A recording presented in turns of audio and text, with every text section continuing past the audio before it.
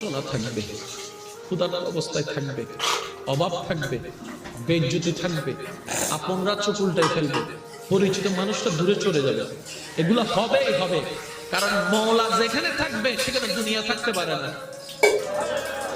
আরেকটু জোরে বলেন না। অনেক সময় দেখবেন আপনি যাকে বেশি ভালোবাসবেন সে আপনার থেকে তাড়াতাড়ি দূরে সরে যায়। আমি বলছি জীবনে মিলে কিনা দেখেন, আপনি যার প্রতি বেশি আস্থা রাখবেন সে তত দ্রুত আপনার থেকে আস্থা ভেঙে ফেলবে। আপনি যার প্রতি বেশি ডিপেন্ডেন্ট হবেন সেই বেশি আপনাকে ধোঁকা দিবে। আপনি যাকে বেশি বিশ্বাস করবেন এই দুনিয়ায় দেখবেন কেমন জানি সে চেহারায় পাল্টায় ফেলছে, কেমন কেমন জানি ইচ্ছাই হোক অনিচ্ছাই হয়ে যায়।